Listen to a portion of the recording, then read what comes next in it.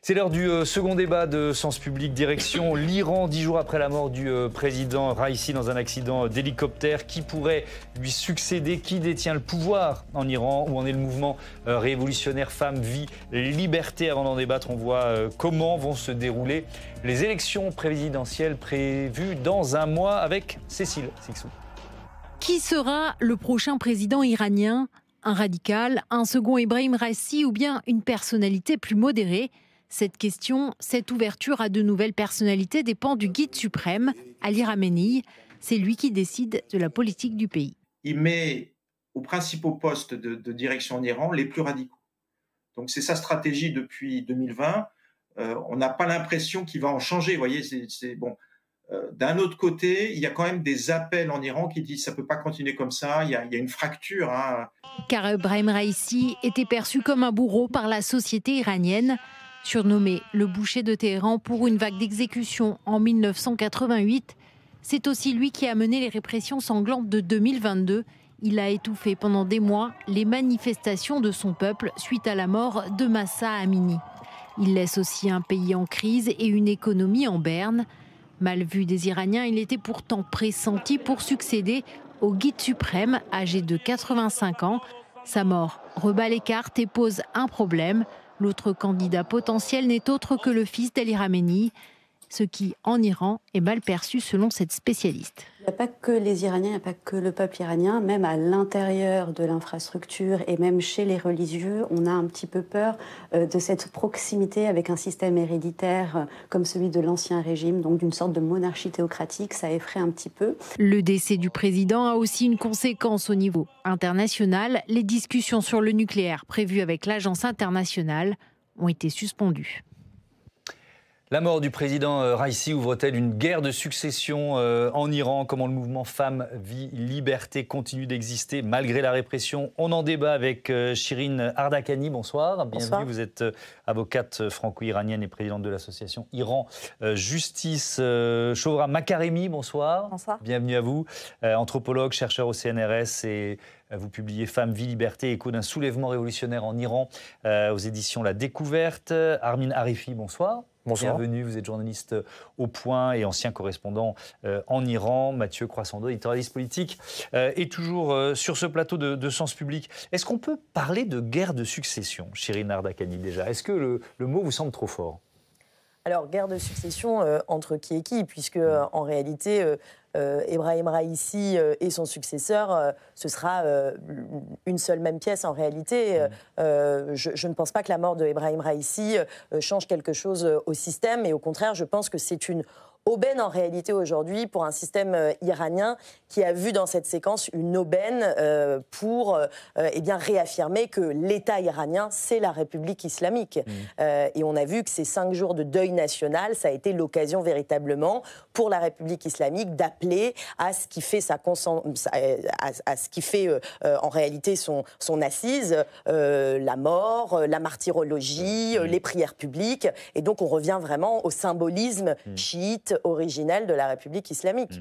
Shohra Makaremi, il faut... Alors, nos téléspectateurs ont déjà suivi des débats sur l'Iran, mais on aime bien faire de la pédagogie, rappeler qui détient vraiment le pouvoir. Ce n'est pas le président iranien qui détient le pouvoir, c'est le guide suprême, c'est l'ayatollah Khamenei, c'est ça ? C'est l'ayatollah Khamenei qui est donc le guide suprême, qui était lui-même président de la République au moment de la mort de l'ancien guide suprême. L'Iran a connu, en 40 et quelques années d'existence, la République islamique n'a connu que 2 guides suprêmes. Voilà, moi aussi je dis Iran pour République islamique. Mais, et Ali Khamenei, en fait, on a mis un peu de temps à comprendre que c'était lui qui détenait les rênes du pouvoir. En 2009, au moment de l'élection, la réélection contestée du président Ahmadinejad, conservateur, on ne savait pas trop si c'était une espèce de coup d'État du président Ahmadinejad ou bien si c'était le guide suprême qui avait un peu tiré les fils derrière en coulisses. Et il est apparu très vite que c'était le guide suprême qui concentrait tous les pouvoirs dans ses mains. Et c'est comme ça que fonctionne en fait la République islamique, c'est-à-dire qu'on a un régime extrêmement opaque qui, de crise en crise, va révéler un peu son fonctionnement. Donc en fait, il sera intéressant de voir ce que la crise actuelle va nous révéler. C'est presque trop tôt pour avoir la réponse. Ah non, il il est très clair que c'est Ali Khamenei tient les rênes de ce pouvoir. Oui. Il y a aussi les gardiens de la révolution qui sont encore extraordinairement puissants. Mais sur ce qui va se passer là, maintenant, après la mort sur le jeu politique. Oui, moi je ne fais pas de... qui se met en jeu. Pas de prédiction. Et puisqu'il y a des élections prévues dans un mois, Armin Arifi, à quel point le processus électoral il est verrouillé par ce pouvoir? Qui sera candidat, vous voyez ce que je veux dire? Dans le mot République islamique, on a le mot islamique, donc qui tient le pouvoir de Dieu. C'est le guide suprême, le véritable chef de l'État iranien, qui est nommé à vie, désigné à la mort de l'ancien guide suprême, l'ayatollah Khomeini. Son successeur, c'est l'ayatollah Khamenei. Le mot peut paraître ressemblant, mais en fait, ce sont deux villes différentes en Iran. Et on a donc le côté républicain des élections au suffrage universel. Donc sur le papier, on peut avoir le sentiment que c'est un pays, c'est une république, c'est une démocratie, mais dans les faits, en fait, ces élections sont verrouillées par un organe qui s'appelle le Conseil des gardiens de la Constitution. Donc, 6 juges et 6 juristes, dont la moitié sont nommés par le guide suprême, encore une fois le véritable chef de l'État, l'ayatollah Khamenei, dont le but est de verrouiller, de vérifier la légitimité des candidats. N'importe qui ne peut pas se présenter. Exactement, c'est-à-dire qu'il vérifie si les candidats sont fidèles déjà à la République islamique, donc des royalistes, des libéraux ne peuvent pas se présenter, et par ailleurs, ils sont sélectionnés selon leur allégeance ou pas au guide suprême. C'est ainsi que lors des dernières élections, pas moins de 99% des candidats ont été éliminés. Et ce qui est intéressant, c'est que lors des dernières présidentielles qui ont vu la victoire, en tout cas l'élection de Ebrahim Raïssi, les candidatures réformatrices modérées et conservateurs modérés, donc toutes fidèles à la République islamique, ont été écartées au profit du seul ultra-conservateur de l'élection, Ebrahim Raïssi. Donc c'est une farce en fait, c'est une élection. Et les Iraniens ne s'y trompent pas, car depuis, au cours des dernières années, ils ont massivement boycotté ces scrutins. Ils participent de moins en moins. Parce qu'il y a des nuances quand même. On se souvient par le passé que Rafsanjani avait un profil plus libéral économique, d'un point de vue économique. Khatami, c'était le modernisateur, le modéré. Qui choisit ces nuances? Et Ahmadinejad, c'était pour le coup la fidélité au principe. C'est le guide suprême qui choisit de tel ou tel profil, telle sensibilité. Le guide suprême donne son aval à telle ou telle candidature selon les besoins du moment. Après la guerre imposée par l'Irak et Saddam Hussein à l'Iran, qui a duré 8 ans, l'Iran avait besoin de reconstruction. Ils ont poussé un candidat, on va dire conservateur, pragmatique, en la personne de Rafsanjani. En 1997, il y a eu un véritable plébiscite, ça fait 25 ans, un véritable plébiscite en faveur du changement, de la réforme en Iran. Le guide lui-même a été surpris et n'a eu d'autre choix que d'accepter la victoire de Khatami. Mais encore une fois, Khatami, le réformateur, donc à gauche de l'échiquier politique de la République islamique, mais une fois élu, celui-ci a eu des bâtons dans les rues de la part de ce même guide. Donc, ce que je veux dire par là, c'est que il y a eu une tendance réformatrice, toujours pour le régime, mais basant la survie du régime sur l'ouverture avec l'Occident et une libéralisation de la société, à opposer avec des conservateurs fidèles au principe de la Révolution. Aujourd'hui, c'est fini. On n'a plus ce jeu. On a uniquement des ultra-conservateurs fidèles au guide suprême. Avec une question qui est peut-être la vraie question, si je vous entends les uns et les autres, la question de la succession de ce guide suprême qui est âgé de 85 ans. Je me tourne vers vous de nouveau, Chirine Ardakani. Sa santé est fragile. Qu'est-ce qu'on peut dire de son état et de sa longévité au pouvoir ? Alors, encore une fois, je dirais comme Shohram Makaremi, on n'a pas de prédiction à faire sur son état. En tout cas, ce qui est certain, c'est qu'il ne va pas pouvoir se maintenir éternellement au pouvoir. Néanmoins, je le disais tout à l'heure, il ne faut pas croire que la République islamique, aujourd'hui, est fragilisée. Moi, je pense au contraire que ça a été l'occasion. Je parlais d'aubaine tout à l'heure. On a bien vu que la diplomatie funéraire qui s'est mise en place sur les quelques jours qui ont suivi, l'ayatollah Khamenei, il a quand même reçu tous les chefs d'État qui sont venus lui présenter leurs condoléances, de sorte qu'il rappelle encore une fois que ce système est ancré, que malgré les crises qui ont été quand même assez importantes et depuis les soulèvements massifs de septembre 2022, malgré tout, même s'il s'est maintenu avec la terreur, eh bien ce système est encore debout. Mais la succession de Khamenei, elle se préparait quand même. Alors, elle se préparait, tout à fait. Alors, certains, par exemple, ont prédit que Ralibaf, donc l'actuel président du Parlement, qui est effectivement, alors plutôt proche d'ailleurs à un moment des gardiens de la Révolution, allait peut-être se présenter. Il y a eu d'autres... Mais même le président Raïssi, qui est mort dans cet accident d'hélicoptère, il était cité comme les successeurs potentiels. Il semblerait qu'il ait été au dernier moment retiré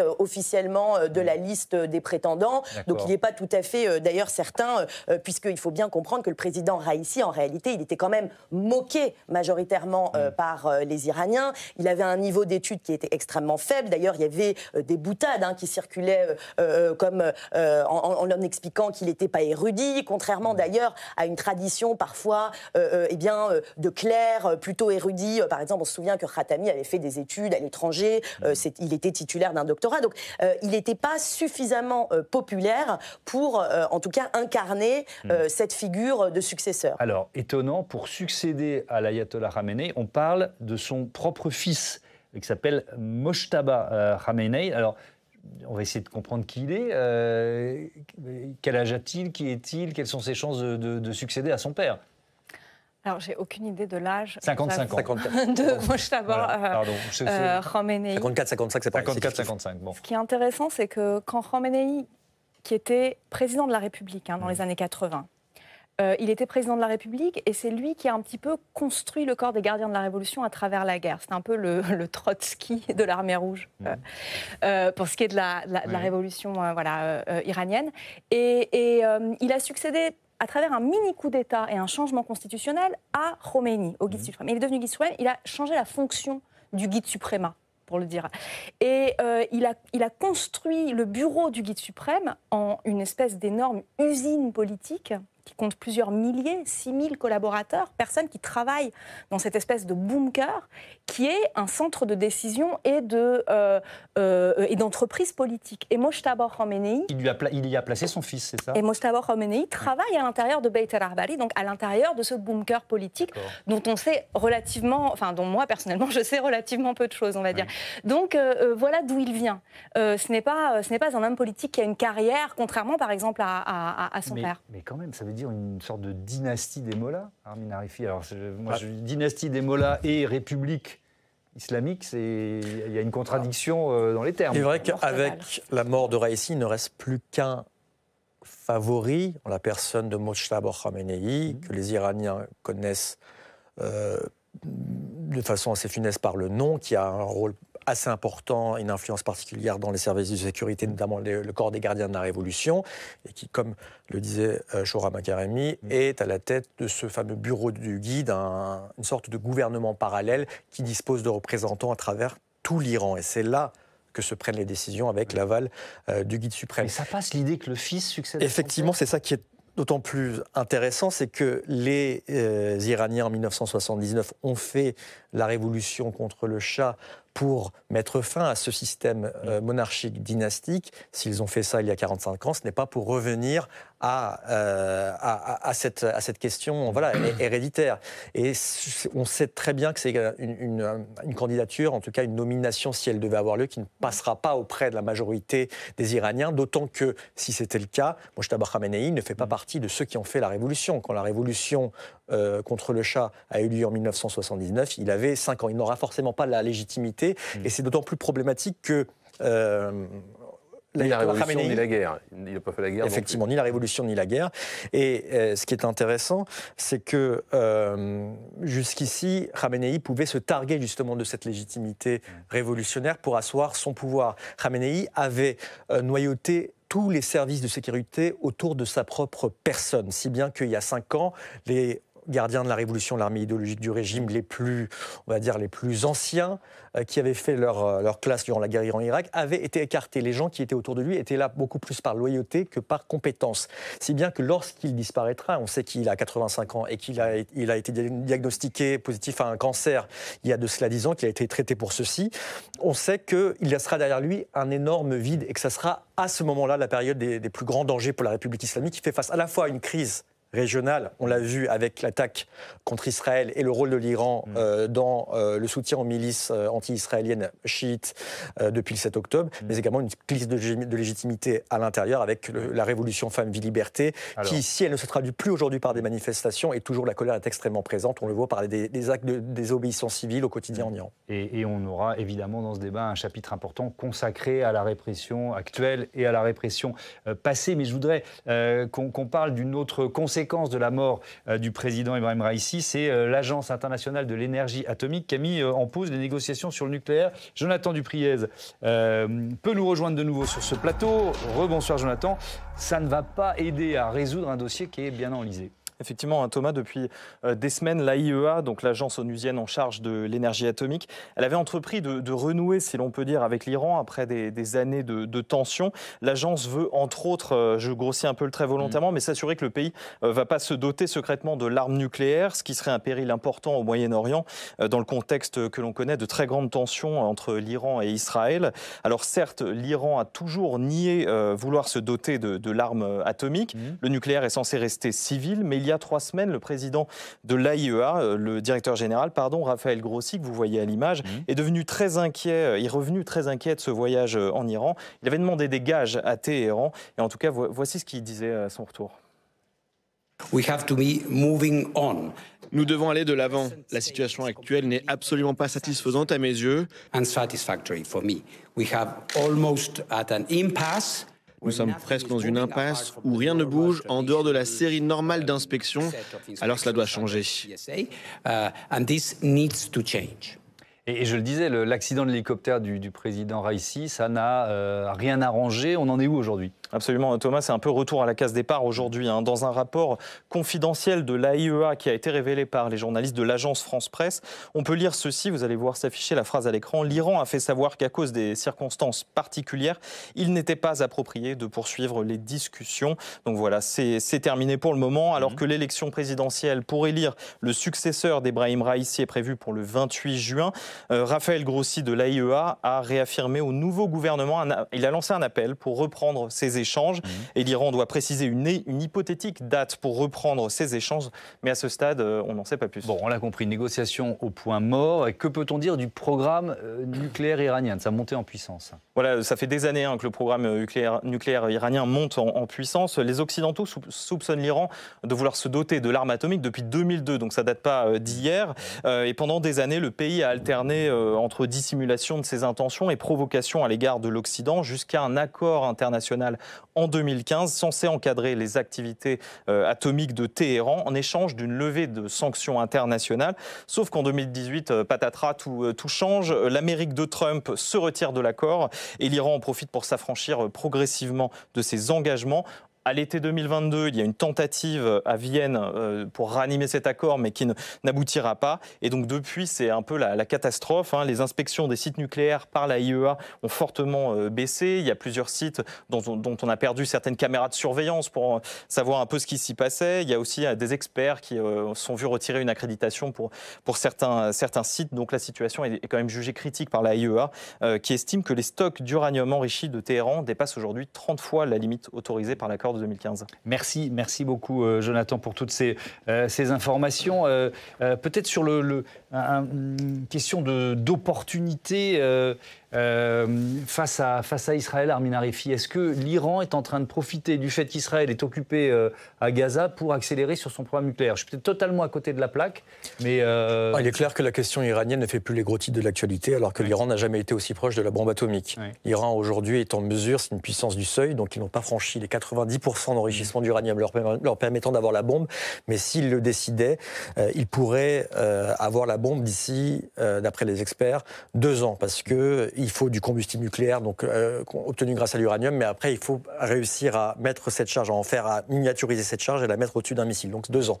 Maintenant, ce qui est intéressant, première chose, c'est que cet accord, l'Iran le respectait jusqu'au retrait, comme l'a dit notre journaliste, unilatéral de Donald Trump en 2018, pour des raisons qui étaient complètement idéologiques et qui ne répondaient pas à un besoin, on va dire, concret, alors que l'Iran respectait cet accord. Et de l'autre, aujourd'hui, l'Iran qui continue tambour battant et qui profite de la crise dans laquelle est empêtré Israël depuis le 7 octobre pour pousser son avantage et surtout misant sur le fait que les Américains ne veulent pas de confrontation avec l'Iran. Et c'est ça le message le plus important. C'est-à-dire que l'Iran est en train, bon gré mal gré, d'avancer vers l'obtention de la bombe atomique. Il n'ira pas jusqu'au seuil fatidique des 90%, parce qu'il sait très bien que c'est un casus belli pour Israël, pour les Occidentaux et notamment les États-Unis. Il reste au seuil. Mais il reste au seuil et il profite pour devenir une puissance du seuil. Et une puissance du seuil, on sait très bien que le fait même d'être une puissance du seuil provoque un effet de dissuasion. Donc d'une certaine manière, là-dessus, c'est trop tard. J'entends cet argument. Comment ce dossier du nucléaire, il est utilisé par le pouvoir, par le guide suprême, l'ayatollah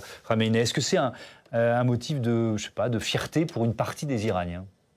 Alors voilà, moi je ne travaille pas sur la question nucléaire. Ce que je non, mais peux son en dire, utilisation par le pouvoir. Voilà, ce que je peux en dire, c'est que d'un côté, je ne l'ai pas entendu dire ici, mais dans les médias persanophones, il s'est dit qu'à partir de janvier 2023, les Américains ont repris les négociations nucléaires directement avec le guide suprême, le bureau du guide et non plus le ministère des Affaires étrangères. Je crois que c'est janvier 2024 de cette année.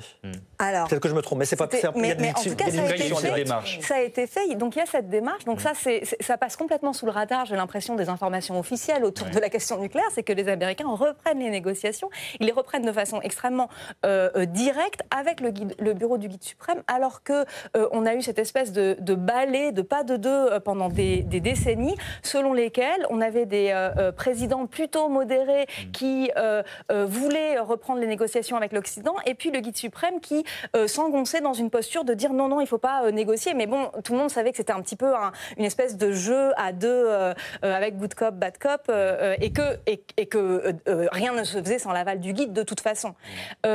Aujourd'hui, on a l'impression que la prérogative est partie du gouvernement et du président vers le guide suprême, cette prérogative de négociation.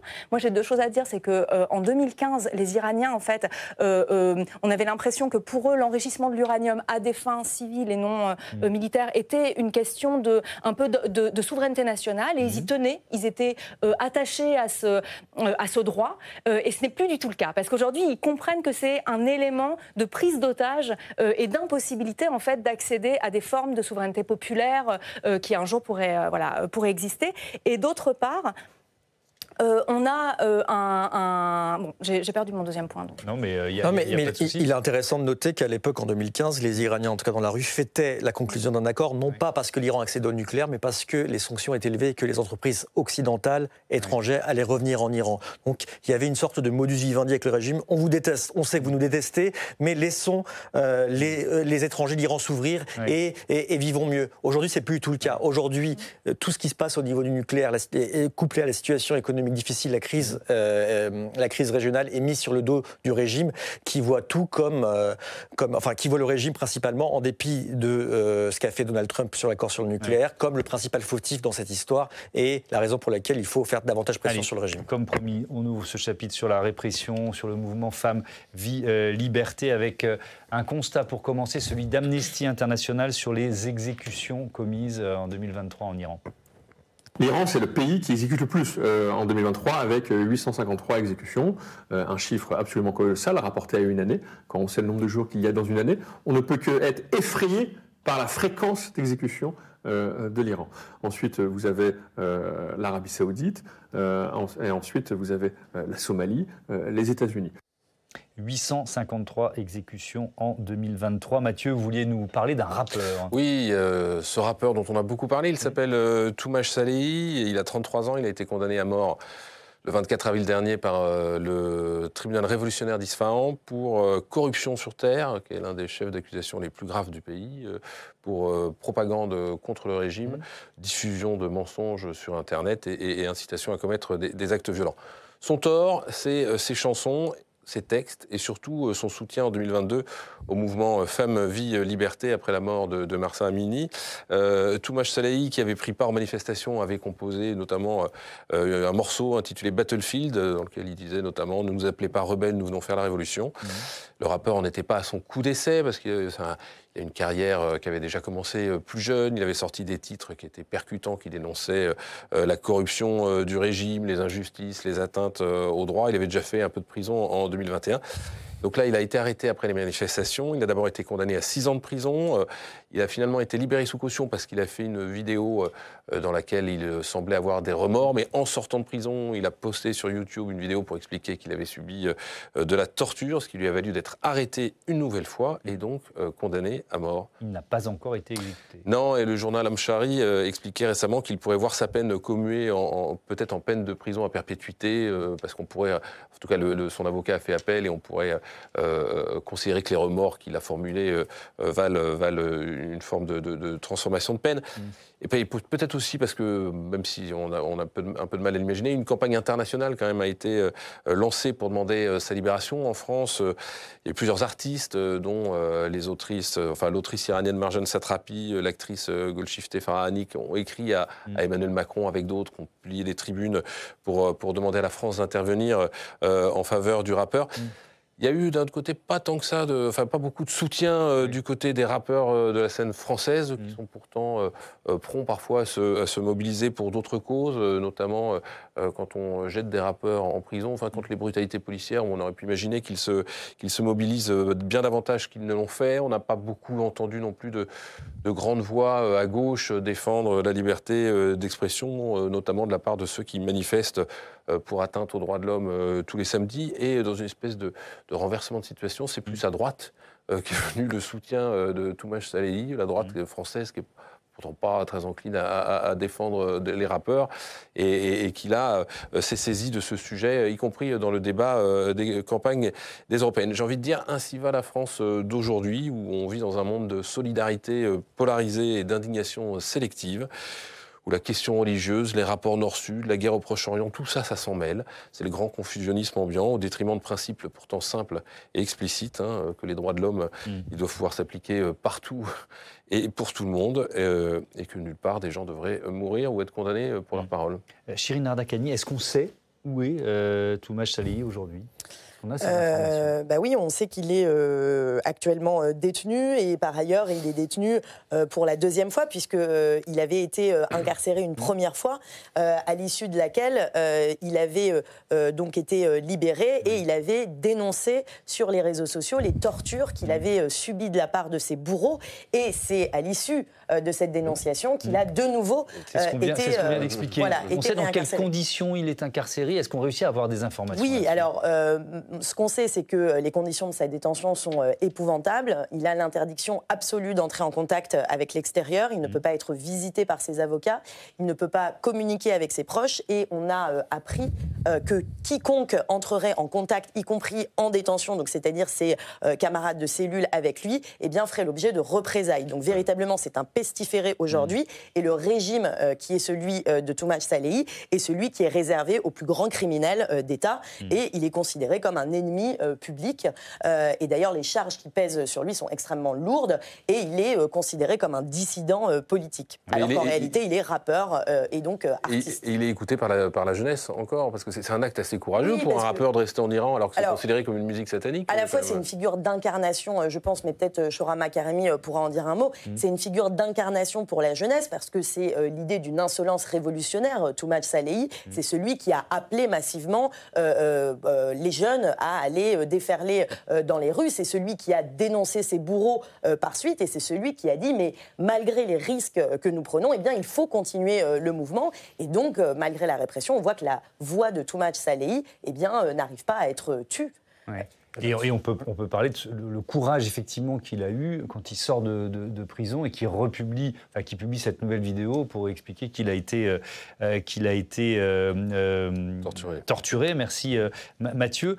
Comment vous analysez ce qui est en train de se passer, Shohrama Karimi? C'est tout simplement un message que les mollahs envoient à la jeunesse, c'est une figure emblématique et donc il fallait la faire taire. Comment vous l'analysez? Oui, elle arrive dans cette idée de répression absolue du soulèvement Femmes-Vie-Liberté. Oui. Enfin, on est vraiment dans cette séquence-là. Dans le prolongement de cette séquence. Et on a un régime qui fonctionne comme beaucoup de régimes autoritaires, avec à deux vitesses, une propagande qui tend à convaincre. Et donc les images que vous avez décidé de projeter derrière vous sont exactement ces images produites pour l'étranger et qui cherchent à convaincre de ce qu'est la République, ce que serait la République islamique ou ce que serait l'Iran. Et puis on a la terreur.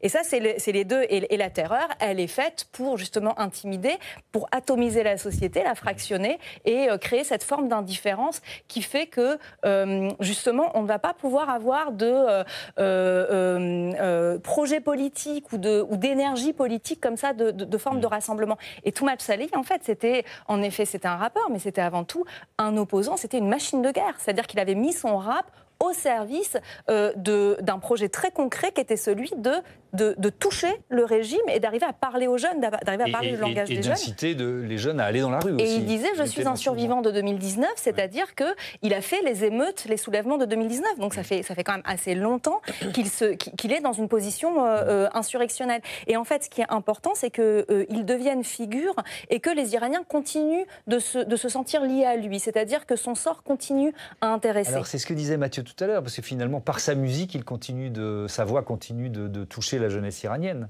Pas seulement, c'est également, oui bien sûr, mais c'est aussi que les gens se sentent concernés par son exécution. C'est-à-dire que, en fait, le fait de mettre Toomas Salehi dans le couloir de la mort, c'est une façon de faire pression sur tous et toutes, sur la société, en disant voilà ce qu'on fait avec les vôtres. Et ça, c'est la façon dont la République islamique s'est formée, s'est fondée dans les années 80. C'est de faire un exemple, quoi. C'est de faire un exemple, et c'est vraiment de l'ingénierie affective, c'est-à-dire qu'on sème la terreur chez tout un chacun et on demande aux gens de se tenir tranquilles et on les gouverne par l'angoisse. Alors justement, Chirine Ardakani, si j'ose dire, pendant les obsèques, la terreur continue. Il y a eu aussi ça, quoi. C'est-à-dire que tout le monde s'est intéressé aux obsèques de Raïssi et la répression a continué. Justement, quand je disais tout à l'heure de façon assez paradoxale que ces obsèques, on a pu penser que c'était la fragilisation du régime, moi je pense au contraire que ça a été une aubaine parce que le régime, il faut comprendre que c'est un régime qui survit grâce à l'image de la mort. C'est un régime qui s'est glorifié par exemple pendant la guerre Iran-Irak avec ce culte du martyr et donc toute cette nécrologie, ces scènes qu'on voit de foules de partisans fanatisés mais qui existent, on ne peut pas dire que ce sont des fausses images. Alors parfois le régime va utiliser effectivement très souvent des images de propagande, mais toujours est-il que là, c'est un moyen aussi pour lui de remobiliser ses troupes, de remobiliser ses bases. On se souvient l'année dernière qu'il y avait eu des dissensions. Certains Bassidji, donc les Bassidji, ce sont effectivement ces émanations du corps des gardiens de la Révolution qui sont allés réprimer en masse dans les rues. On a vu qu'un certain nombre de procès-verbaux de réunions avaient fuité où des Bassidji disaient « Nous, on n'est plus tout à fait certains que cette stratégie d'ultra-répression eh bien, ce soit profitable au régime. » On avait vu qu'un certain nombre de clercs s'étaient émus du durcissement des lois sur le voile obligatoire en septembre 2023. Donc on sentait que la panique commençait aussi à gagner les rangs des partisans. Et ce moment de concorde entre les partisans même fanatisés du régime eh bien, permet quand même d'opposer un contre-narratif à ce qui a été pendant 2 ans le mouvement Femmes, Vie, Liberté. Armin Arifi, il y a toujours des femmes qui osent ne pas porter le voile en public et qui sont arrêtées, qui sont réprimées aujourd'hui? Ou est-ce que, je me posais la question différemment, comment le mouvement existe encore? Vous voyez ce que je veux dire? Le mouvement existe encore de par justement ces femmes qui ne portent plus le voile obligatoire dans les grandes villes du pays. Mais il ne faut pas oublier que le 13 avril, le jour même où l'Iran lançait cette attaque sans précédent contre Israël, la police des mœurs a effectué son grand retour avec des scènes extrêmement violentes de femmes qui ont été contraintes, forcées, violentées en pleine rue et jetées dans des fourgons, les mêmes où avait été enfermée Mahsa Amini, cette jeune Iranienne dont la mort pour un voile mal porté avait entraîné le mouvement Femmes, Vie, Liberté, des manifestations sans précédent.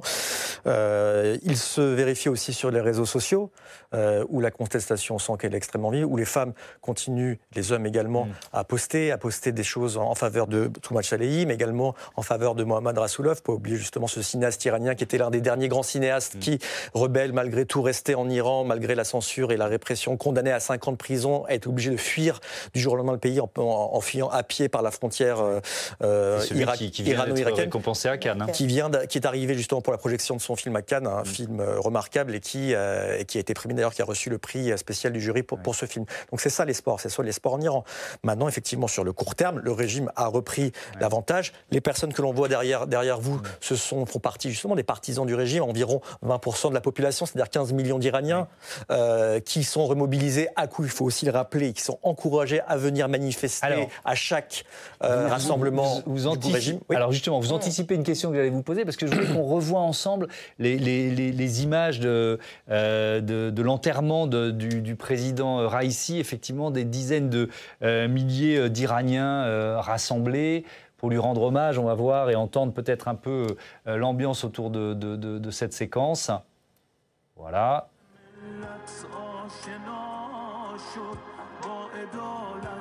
Donc ça, c'est ce qu'on a vu diffuser sur les, on va dire, les médias officiels d'État, les médias d'État iraniens. Je ne sais pas comment vous allez... Qui sont ces gens ? C'est les 20% dont parlait Armin Arifi, c'est le noyau dur de soutien au régime, où ils sont forcés d'être là. Vous voyez, moi, je me suis posé ces questions un peu basiques, quoi. Oui, bien sûr. Le Basij, c'est une milice, en fait, qui a une dimension militaire, vraiment, policière, et aussi une dimension civile. C'est-à-dire qu'être membre du Basij, c'est une milice qui est chapeautée par les gardiens de la Révolution, et qui compte, selon ses propres chiffres, plus de 10 millions de membres. Et donc en fait, c'est facile de mettre des dizaines de milliers de personnes dans la rue pour les On est membre du Basij dans une association d'étudiants, on est membre du Basij dans des syndicats officiels, on est membre du Basij, les CPE par exemple dans les lycées viennent du Basij, dans les entreprises bien sûr, les bureaucraties, il y a beaucoup de fonctions publiques.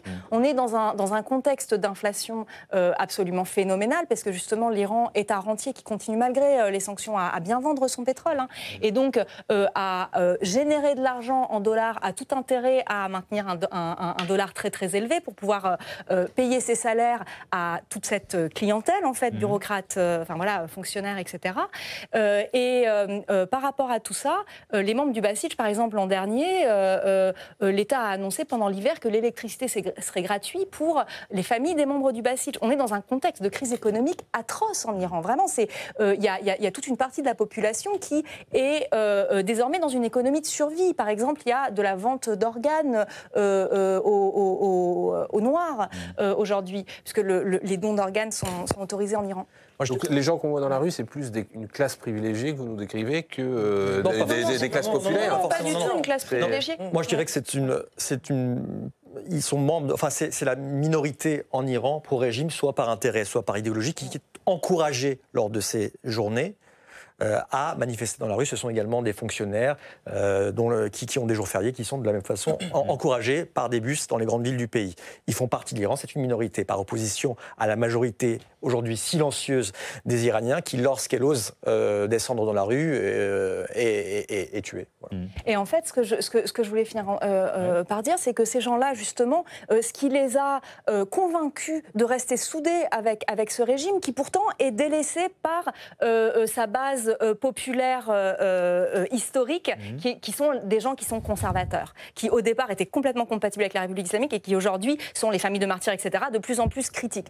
Mais cette base-là, cette clientèle, a été encouragée à rester auprès du régime et à continuer à le faire fonctionner parce que justement il a vu que ce régime restait au pouvoir aussi parce que la communauté internationale n'avait aucun intérêt à ce qu'il soit déstabilisé. Et en fait, je pense qu'il y a eu une démonstration du manque d'intérêt, enfin du fait que la communauté internationale voulait la stabilité de l'Iran en début 2023, fin 2022, qui a quelque part persuadé cette frange dont la défection aurait été absolument fondamentale de rester fidèle aussi par intérêt et par peur. Est-ce qu'il y a eu aussi, Shirin Ardakani, des manifestations de joie au moment où la mort de Raïssi a été annoncée? Qu'est-ce qu'on en sait? Je disais tout à l'heure, il y a vraiment une bataille de narratifs et une bataille des images.